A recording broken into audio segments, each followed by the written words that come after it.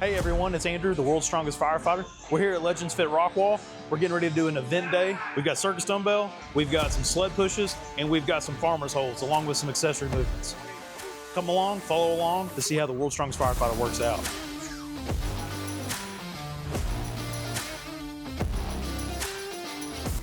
Pro tip, don't wash your knee sleeves with something white. It always ends up like this and I hate walking around with the fuzzies. Jesus. So speaking of knee sleeves. Oh yeah, it's been a time for Andrew's poor knee.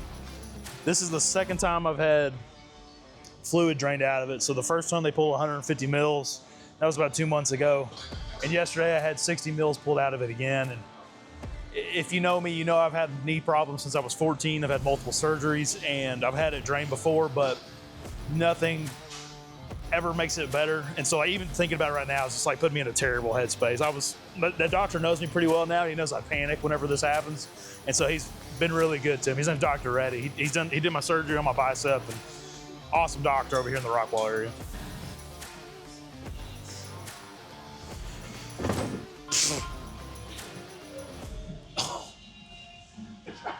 Ow.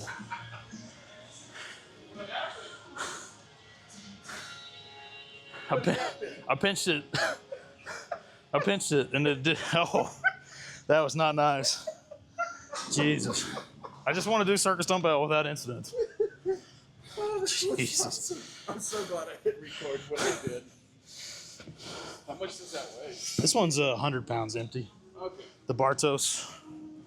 I like Mike's stuff.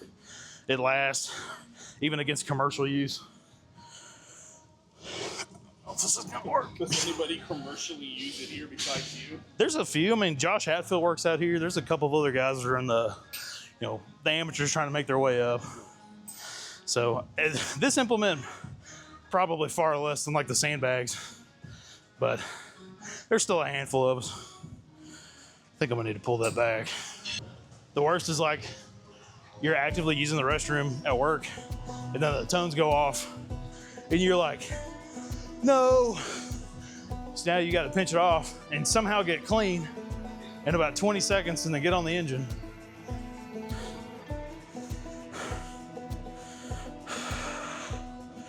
Firefighter problems. Yeah, first world problems, right? How do first responders perform their job duties without getting injured? The easy answer is they don't. We get injured all the time. It's just a matter of how badly and what does it need to heal. But there's multifacets to this. You have the side of you that needs to work out to stay injury free and the side of you that gets injured trying to prevent injuries.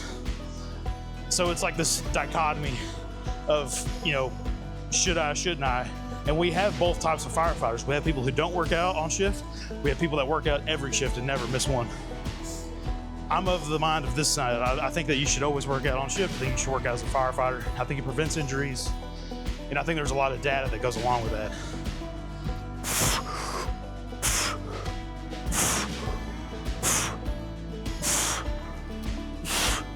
So I actually had my first bit of tennis elbow that I've had in, years. Yeah, you look like you play a lot of tennis.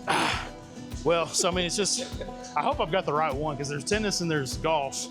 And I always get them mixed up, but it's the insertion of the tricep up here is like really inflamed near that tendon and it's causing a lot of issues. So I'm in like a bit of a rehab, but it hurts.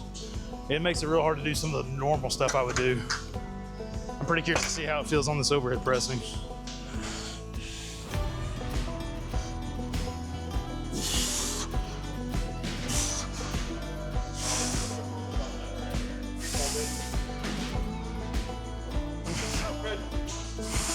Was actually part of my warm-up. Oh. Positional.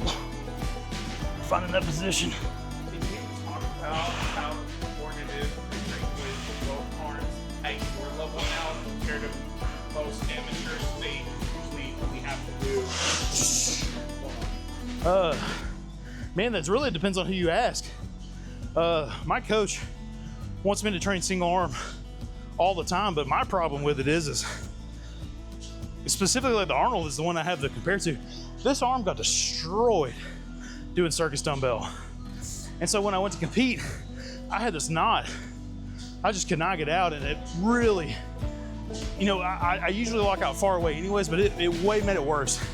I was locking out like so far out and trying to stabilize. And I think that has something to do with symmetry, especially in the back, where if I'm not working that other side, my body hasn't learned how to stabilize from that side. And it needs some of that musculature to get built up, even within that movement, to hold the opposite side. It's just my thought process on it. But so I've added in, especially during off seasons, where I'm doing both arms, but I haven't told my coach, so unless he watches this video, he's not gonna find out until he watches, so sorry. About to do a warm-up rep. Let's see, shift. Shift. Nope, I don't like the way that. All right, so is it? So yeah, look at this. Yeah. See, the circus dumbbell is like 15 degrees away from where your elbow is. Okay. You know?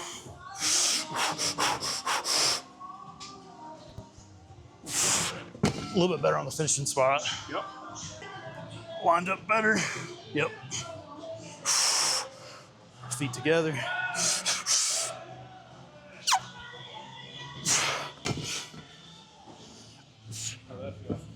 It seems like it's getting in a better spot. I'm really just looking for it to be more overhead.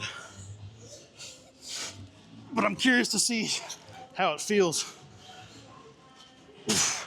whenever weight gets added.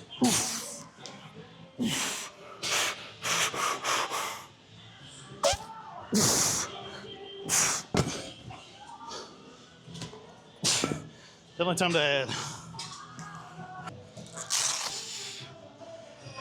The real question is 120 or just go straight to 140?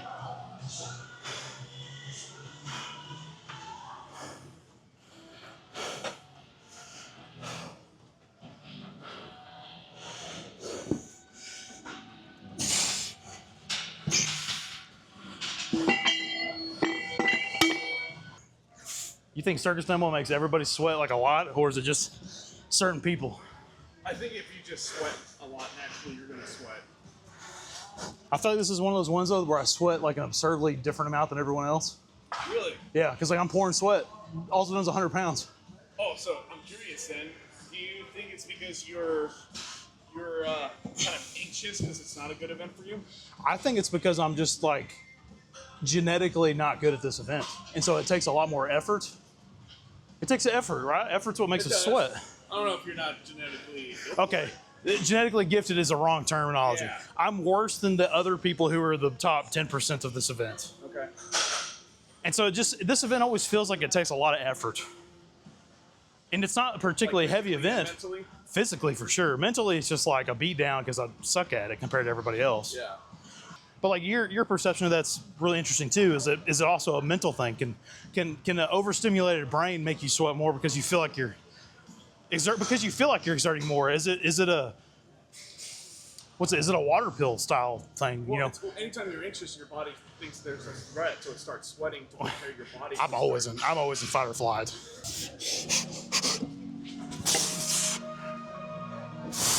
Yep, you're good.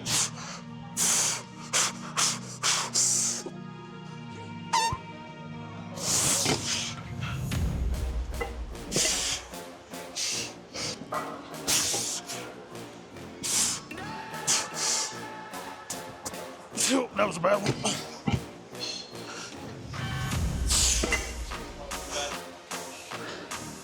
My knee vagaled in. My finishing point was out here. I think I was back on the hips instead of forward with tension in the glutes.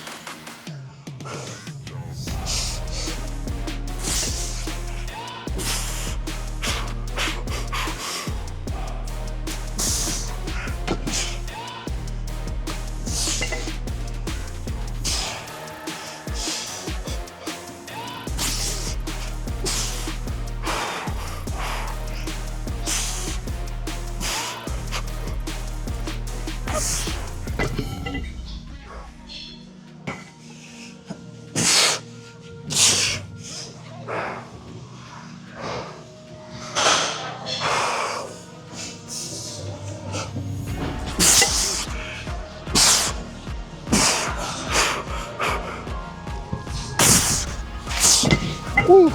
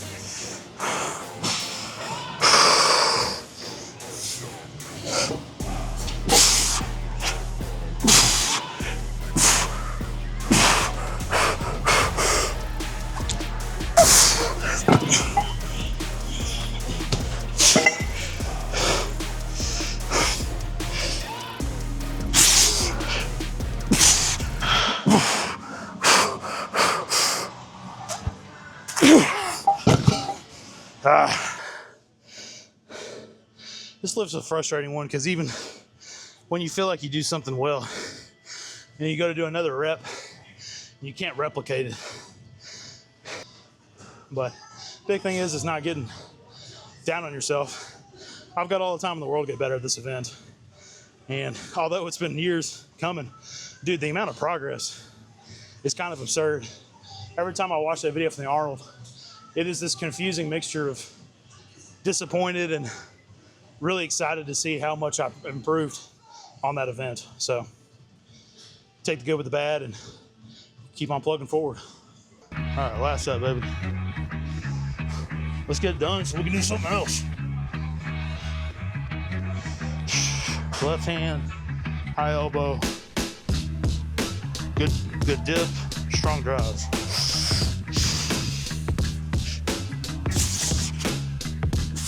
Come on.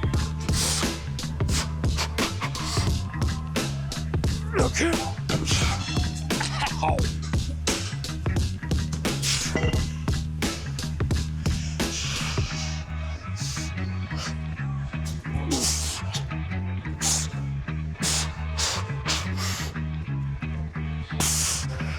Oh, not the best rep.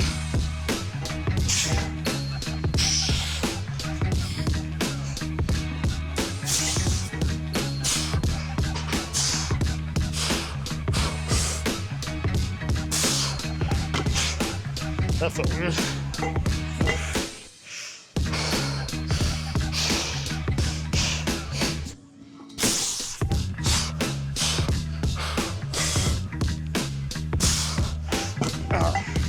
I'm done with this. Somebody put this away. Who is the meanest person in strongman? That would be me. I call him Butthole Andrew. And he's out and about 40% of the time in the gym. It's usually when things aren't going the way I want them to. And he comes out and he makes sure that no matter how motivated I might have been at the start, I know that I suck at whatever I'm doing. What's the next plate? Farmer's holds. And it's 300 each hand. And if it's easy, they're only 20-second holds. If it's easy, we go up by 25 pounds per hand. So what's the why behind the farmer's hold? I'm getting ready for Denny Carey in Scotland sometime at the beginning of August. And so this is just a way to train the grip. That's not the Denny's. So I've got a Denny's 1 week, Farmer's Carry another week. So this week is my Denny, or excuse me, last week was my Denny Carry, this week is my Farmer's. Might have to look over these way. Mother.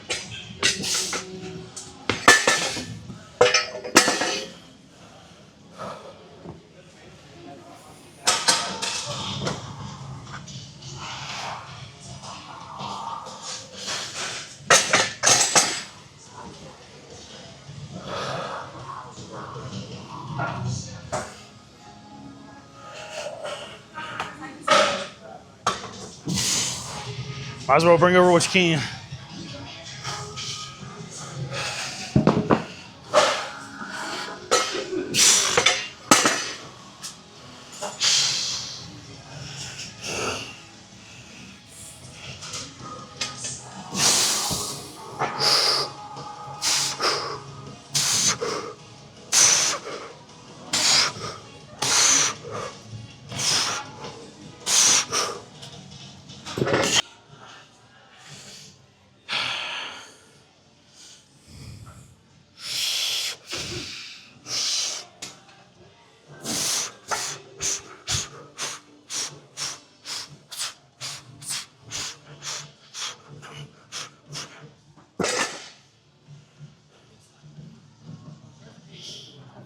So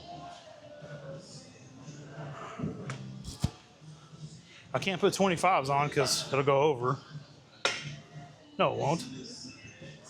Jesus. Math.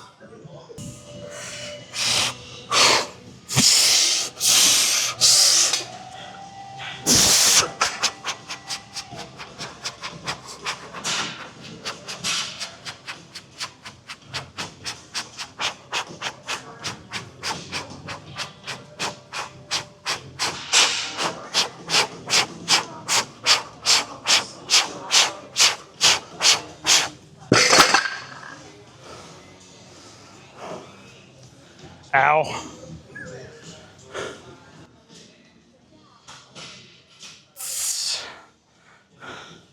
Does anybody else have that?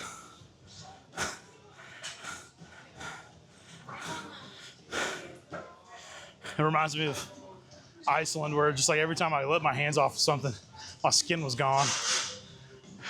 That had to have been one of the most eye-opening experiences about how cold things could be. Because I actually think what ended up happening, so I was keeping my hands in my pockets and they were getting sweaty. And then I would bring them out in like 0-degree weather and touch a stone that had been outside the whole time, and it just froze instantly to the stone. And I would press it and drop it, and it just sloughed the skin off. Because I lost like an entire like I lost the entire tip of a finger. I tore off multiple calluses, but not like the normal way. They like almost like the skin froze. All right, 20 seconds. Oh boy, come on.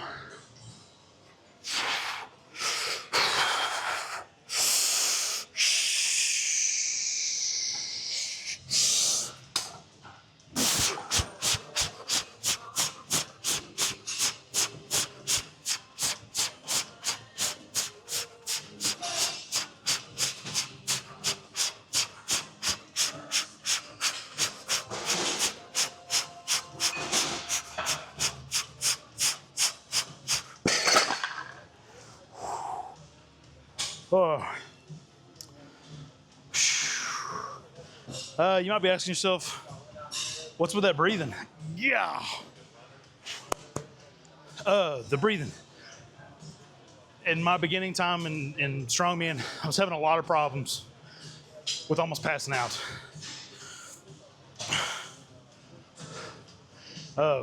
When I was starting strongman, I had a lot of problems with nearly passing out on events. A lot of moving events, or anything where you run under just a tremendous load. I had a lot of problems front loaded.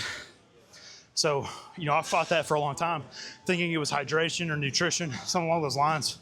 And then when I finally hired a coach a couple years in, my coach was telling me that we need to work on breathing during events. And so what it ended up being was that I was letting so much air out, I couldn't ever get a breath back in. Or I was holding it for so long, I was utilizing all the oxygen and then just going into the CO2 drive.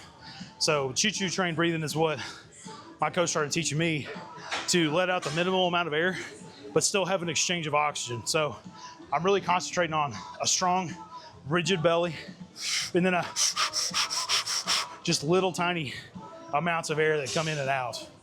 Just enough where you almost can't feel the change with your hands here, but enough where I can exchange oxygen and not get lightheaded and go right into the tunnel. Thank you all for tuning in. Don't forget, I'm Andrew, the world's strongest firefighter. We'll see you next time. And goodbye.